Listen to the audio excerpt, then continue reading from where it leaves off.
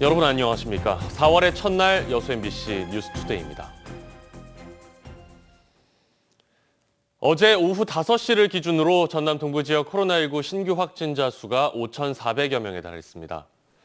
전남 동부 지역 방역당국은 코로나19 확진자가 지난달 30일 6,600여 명이 발생한 데 이어 어제 오후 5시를 기준으로 여수에서 1,881명, 순천에서 2,124명, 광양에서 995명, 고흥에서 372명 등 모두 5,372명이 확진된 것으로 집계했습니다. 한편 어제부터 소아접종 지정 위탁 의료기관에서 만 5세에서 11세 소아 아동에 대한 백신 접종이 시작됐다며 고위험군에 속하지 않은 소아에 대해서는 보호자가 자율적으로 접종 여부를 판단하라고 권고했습니다. 임진왜란과 정유재란 당시 일본 장수들이 전쟁의 공을 평가받는 수단으로 우리 선조들의 코와 귀를 베어간 뒤 무덤을 만든 흔적이 아직 일본 곳곳에 남아있는데요. 정유재란 격전지였던 순천의 한 민간단체가 일본에 있는 귀무덤과 코무덤을 되찾기 위한 의미 있는 활동을 시작했습니다. 강서영 기자입니다. 일본 오카야마 현의 한 주택가에 자리 잡은 작은 기둥과 돌멩이들. 1597년 정유재란 때 왜군이 베어간 조선인 1,000여 명의 귀가 묻혀있는 귀무덤입니다. 임진왜란과 정유재란 당시 도요토미 히데요시는 조선인의 코와 귀를 베어온 장수들에게 포상을 내렸습니다. 그렇게 가져간 코와 귀로 만든 무덤이 일본에 5곳이 남아있는데 여기에 희생돼 묻힌 우리 선조들은 20만여 명에 이르는 것으로 알려져 있습니다.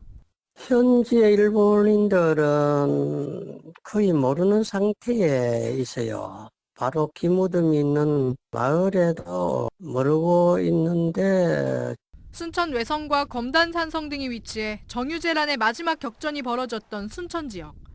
순천에서는 희생된 조상들의 원혼을 기리고 역사를 바로잡기 위해 일본에 있는 귀무덤과 코무덤을 고국으로 봉환하자는 움직임이 일고 있습니다. 민간단체 귀무덤 봉환추진운동본부는 최근 순천문화회관에서 출범식을 열고 자문위원 등을 위촉했습니다. 마지막 격전지여서 여기가 굉장히 피해가 컸었고 그 동부 육군 쪽에 병사 양민들 귀를 코를 제일 많이 베어갔다고 합니다. 그래서 그 무덤을 우리 순천 여기 평화공원에다가 안치하면 어떻겠냐 그런 취지로. 운동본부는 앞으로 관련 학술대회를 개최하는 한편 일본 시민단체와 함께 귀무덤과 코무덤을 봉환하기 위한 활동들을 이어갈 계획입니다. MBC 뉴스 강서영입니다.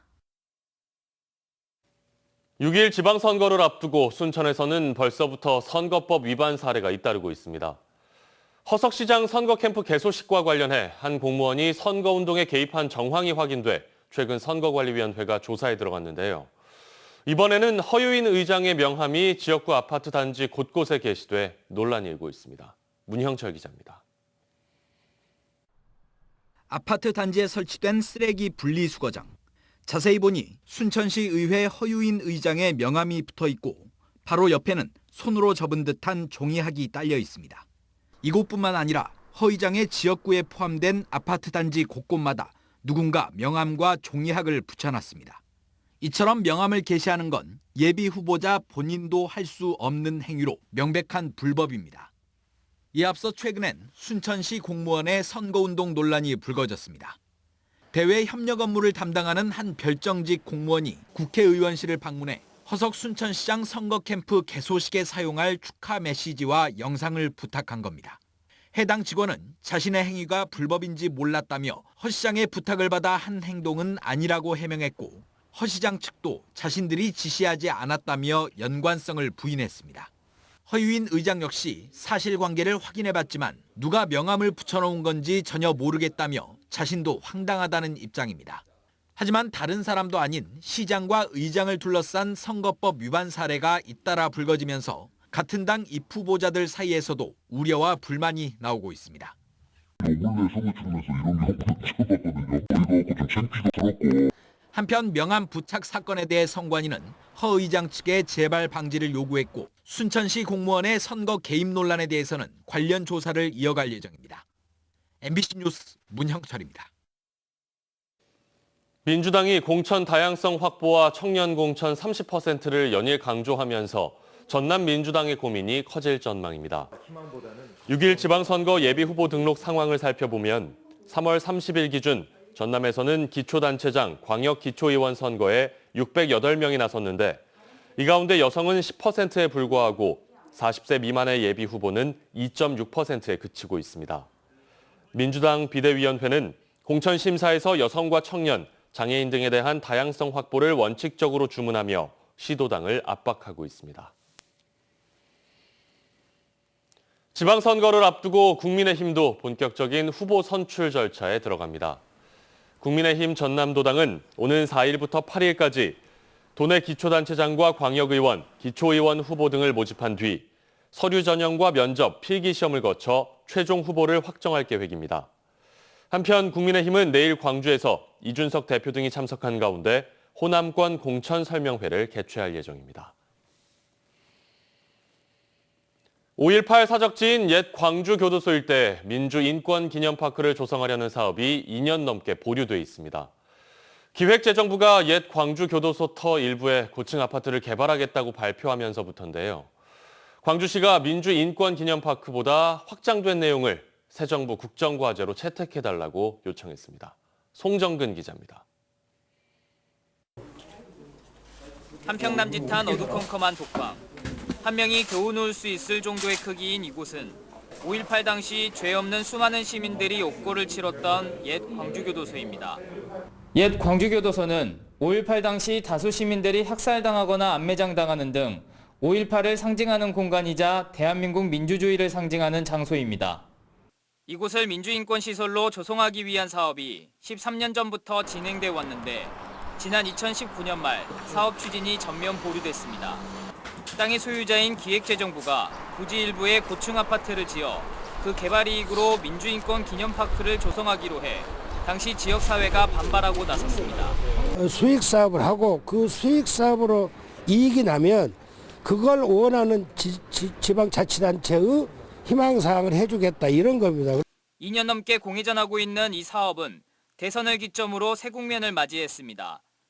윤석열 당선인은 후보자 시절 광주를 세계의 민주화 상징 도시로 거듭나게 하고 5.18 국제자유민주인권연구원을 설립하겠다고 약속했습니다. 자유민주주의와 5월의 정신이라고 하는 것은 그냥 한거의 정신으로 끝나는 것이 아니라 이러한 가치를 중심으로 해서 우리 국민 통합을 상징하는 것입니다. 광주시는 교도소 부지에 고층 아파트를 짓지 않고 민주인권 기념파크와 국제자유민주인권연구원을 설립하는 확장판 계획을 새 정부 인수위 국정과제에 넣어달라고 촉구했습니다. 또 5.18 정신을 헌법 전문에 수록하고 5.18 세계기록유산 보존시설을 확충해 윤 당선인이 대선 공약을 지켜주길 요청했습니다. 자유민주인권연구원 설립의 의지를 밝힌 만큼 이것을 차기 정부가 광주 시민들의 뜻과 광주광역시의 그런 계획을 전향적으로 수용해서 올해 5.18 기념식에 참석하겠다는 뜻을 밝힌 윤석열 당선인이 광주시의 요구사항을 공식화할지 관심이 모아지고 있습니다. MBC 뉴스 송정근입니다. 세월호 참사 8주기를 앞두고 세월호 선체가 있는 목포신항에서 뜻깊은 전시회가 열리고 있습니다. 유가족 등 100명의 세월호 관련 증언 가운데 일부 내용을 발췌해 붓글씨로 쓴 아크릴 작품이 세월호와 함께하고 있습니다. 양정은 기자가 취재했습니다. 세월호 선체가 있는 목포신항. 철제 펜스 사이로 녹이 쓴 세월호의 모습이 보입니다. 노란 리본이 나부끼는 펜스 위로 한 글자 한 글자 정성 들여 쓴 붓글씨 작품이 내걸렸습니다. 떠난 아이를 잊을 수 없는 부모의 마음. 묵묵히 동거차도에서 인양을 도운 마을 주민의 목소리. 그리고 미안함과 안쓰러움을 털어놓는 민간 잠수사의 말까지. 후회와 그리움, 희망 등 다양한 목소리들을 작가 저마다의 필체로 표현했습니다. 아이한테 미안했던 상황, 내가 그 아이를 지켜주지 못했기 때문에 아이를 제가 잃었잖아요. 그래서 이 아이한테 죄송한 마음, 미안한 마음. 4.16 그날을 쓰다란 이번 전시는 단원고 학부모와 동거차도 주민 등 100명의 세월호 관련 인터뷰를 기록한 책들을 토대로 만들어졌습니다.